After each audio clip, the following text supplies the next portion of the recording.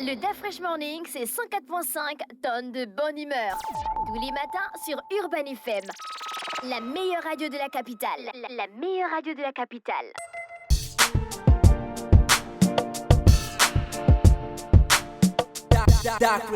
Vous êtes sur les 104.5 Urban FM, la station urbaine, et vous écoutez le Da Fresh Morning. Voici le versus du jour. Le versus du jour nous emmène à comparer des narcotrafiquants. Quand on parle de narcotrafiquants, vous pensez à qui? Pablo Escobar. Pablo Escobar, il n'y a rien à faire. Et quel autre narcotrafiquant? Il s'appelle comment? El Chapo. El Chapo. El Chapo. El Chapo. El Chapo Guzman. Donc aujourd'hui, on va comparer Pablo Escobar, donc le Colombien, et El Chapo, le Mexicain. Donc de son vrai nom, Pablo Emilio Escobar Gaviria est né le 1er décembre 1949. C'est un narcotrafiquant colombien.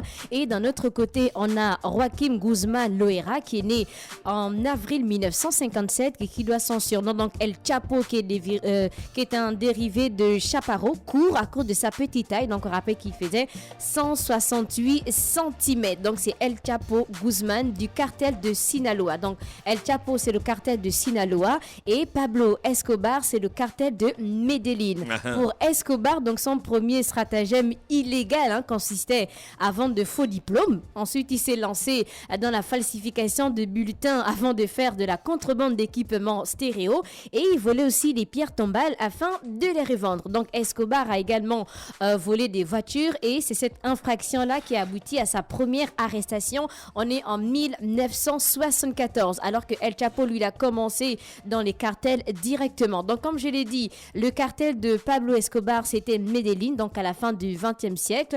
Et pour El Chapo, c'était le cartel du Sinaloa. Pour les différents conflits, donc Pablo Escobar, il était en guerre contre l'État. Donc, lui, son ennemi principal, c'était directement l'État. Alors que El Chapo, il concentrait ses efforts militaires sur la lutte contre d'autres cartels ennemis et aussi les autorités locales de l'État. Parce qu'il y avait beaucoup de cartels. Donc lui, il voulait combattre non seulement ces cartels-là aussi pour rester numéro 1.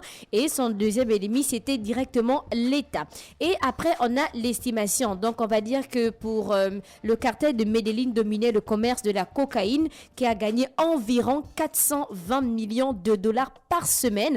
Et à la fin des années 1980, il aurait proposé de rembourser la dette de son pays, qui était de 10 milliards de dollars à l'époque, s'il était donc exempté de tout traité d'extraction. Et d'un autre côté, on a El Pablo, donc il aurait permis le transfert de plus de 200 tonnes de cocaïne de la Colombie vers les États-Unis, donc pour des sommes évaluées aujourd'hui à 14 milliards de dollars. Donc ils ont fait beaucoup de conséquences donc pour les deux. Il y a eu beaucoup de morts. Pour El Chapo, on parle d'environ 3000 personnes assassinées, et pour Pablo Escobar, on parle de 10 000 personnes. Donc le Colombien a cherché à empêcher son extraction vers les États-Unis, et à cette fin, il a dû assassiner 2 ministres de la Justice, il a assassiné 4 candidats à la présidence, il a assassiné 11 magistrats de la Cour suprême, et en 1981, le cartel a été accusé d'avoir fait exploser une bombe dans un avion. À quel moment tu as entendu parler de ces narcotrafiquants?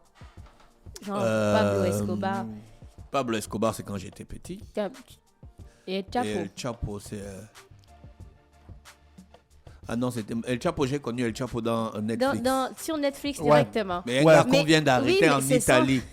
Il y a un gars qu'on vient d'arrêter en Italie. Le parrain de la mafia. Il avait mis des explosifs sur 2 kilomètres. Donc, sur 2 kilomètres? Oui, il avait fait exploser tout le cortège des juges. Sérieusement. Ouais, je crois que c'était dans les années 80. Mais la fin des années 80, le début des années 90. El Chapo, on a arrêté son fils dernièrement, et le cartel est descendu donc au commissariat. Ils étaient armés, et le président a dû passer à l'antenne pour demander à ce qu'on puisse libérer son enfant. Ils ont tiré sur l'avion. Tu n'as pas vu quand on l'a arrêté? Oui, en fait, on l'a arrêté 2 fois. La première fois, on a dû libérer, c'est le président qui a fait le communiqué. Et puis la deuxième fois, je pense que... Mais là, on ne l'a pas libéré, là. Non, jusqu'à... Oui, mais ils étaient vraiment armés. Ouais, ils ont travaillé ça. Attaqué le une fois, ils ont commissariat. attaqué le commissariat. Oui. Donc, c'était soit...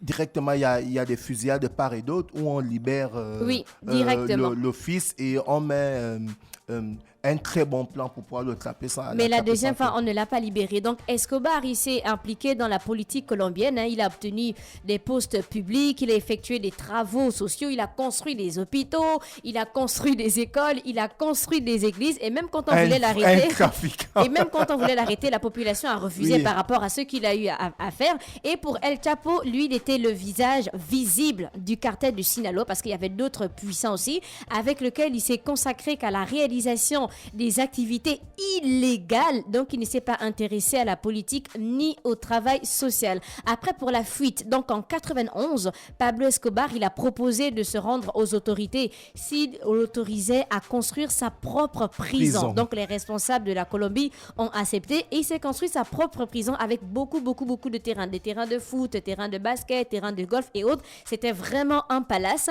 Et pour El Chapo, après son arrestation donc en 1993 au Guatemala, donc El Chapo est sorti clandestinement de la prison grâce à un panier de blanchisserie en 2001 et il n'a pas été pris jusqu'en 2014 et s'est échappé à nouveau en 2015 à travers un tunnel d'environ 1,5 km. Donc les deux ont eu des chefs d'accusation. Donc pour El Chapo, il est accusé d'avoir dirigé une organisation criminelle entre janvier 1999 et décembre 2014. Il est responsable de milliers de morts. Il est responsable d'avoir acheminé des quantités astronomiques de cocaïne vers les États-Unis. Il a eu aussi l'enlèvement, possession d'armes et blanchiment d'argent. Au total, il est sous le coup de 17 chefs d'accusation. Il est poursuivi par 6 États américains. Donc pour Pablo Escobar, parce qu'il est décédé, c'était à peu près la même chose. Et la fin de vie, comment ils ont terminé pour Pablo Escobar après,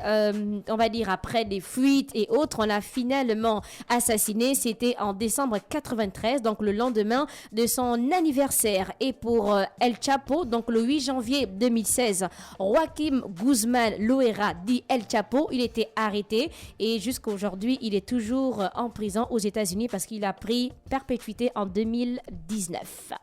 Merci Irène Ruth avec nous ce matin sur les 104.5 Urban FM, la station urbaine dans Luda Fresh Morning. On se retrouve dans quelques secondes pour l'horoscope des auditeurs. Le Da Fresh Morning, c'est 104.5 tonnes de bonne humeur. Tous les matins sur Urban FM. La meilleure radio de la capitale. La meilleure radio de la capitale.